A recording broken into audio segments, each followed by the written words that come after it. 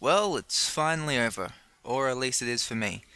Gunmetal has officially come to an end, and the sounds of the UFOs hovering tells me that invasion is only a few days away. Gunmetal was quite an important update for TF2 if I'm honest, up there with things like Man vs Machines and the Uber update. Looking back over it, it was quite good. I have a lot of good memories of games I played, things that occurred. One of my best memories overall has to be my first contract case, which I got for my third mission. Because I jumped on the bandwagon right at the beginning when the coins just went live, I was able to make all of my money back. Then I've made a good few friendships and bonded with a few of my other friends as well. Wolfkeen and Sniper come to mind. I played with them a fair bit when we ranked up our contracts together. I played my last two contracts with Wolfkeen, and Sniper helped me out a lot on the many map contracts which I failed to do a lot of the time. I know I'm about to sound like a broken record, but this update was very important. I've heard rumors that there's going to be another campaign closer to the end of the year, which is going to be quite good to get onto if I can find the money. But like I said, this update's like Man vs Machine, or like the Uber update which brought in free-to-plays. We've increased the community in some way, no matter how small, with this update.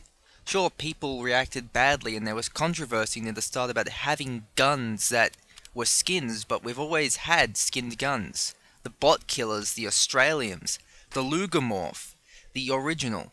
These are skin guns that were just stock weapons, painted over.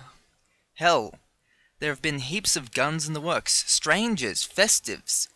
All of these guns. Hell, the Headless Horseman's axe is just an Islander reskin. So is the Nelsie's iron. The entire idea that these weapons were bad was just sort of out there. The stock weapons have always been the best, and convincing players to use them was always a good idea. And the contracts themselves were very useful. We actually got players playing other classes, playing different maps, playing differently.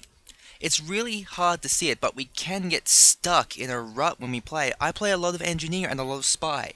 These contracts help me play more Pyro, help me play more Soldier, help me play more Demo, help me play more Heavy. Classes I don't normally play. And that was really, really good. And then we have the new maps. Powerhouse is great. I've tried to find ways to tie it into Turbine and how it's tied into other stuff. It's tied into Asteroid, it's probably tied into Doomsday. Then we got maps like Swujin, Borneo. These were fan favorites that were on many of the custom map systems. And then we even had Snowplow of the game. A game I petitioned, well I didn't petition, I advertised a petition for to be put back into the game when it should have been added to End of the Line. This update gave us new maps to play on, which is something we rarely ever really got in previous updates.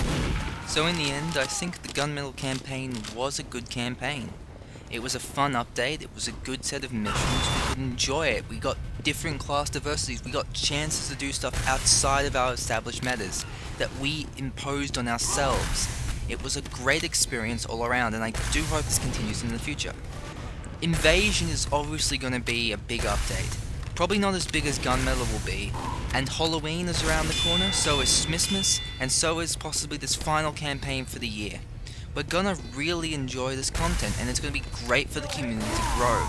All we have to do now is cross our fingers and hope Valve can fix all of the problems that they had. The cases, for example, seem to give out a lot of low-grade weapons. The contracts, I got civilians for everything. All the higher tier guns I had to buy off the marketplace because I just kept getting civilians. Sure, they added the build-up contracts, where you could give a certain number of weapons to get a better one back. But I never really got that many. I mainly got cases instead of guns, and the guns I did get I needed to keep because I only had one copy of them. Overall, I think I've got 3 duplicates, but they're all different types of guns, and as a completionist, I wanted each version of them. This was a great update, and this was a great way to end what I feel is going to be the third major milestone in the TF2 community. We're going to go forth from here with a whole heap of new ideas and a whole heap of new ways to approach the game. All of the fixes for competitive are in place, and we're just waiting for the green light from Valve to do that. Soon, TF2 will have its place in the major leagues, and we will all be ready to join in the fight. It's only a matter of time before that happens. Well, I'm going to retire for a bit and take a few weeks off. I probably won't jump into Invasion right away, I don't really have the energy at the moment. So I'll see you guys next time.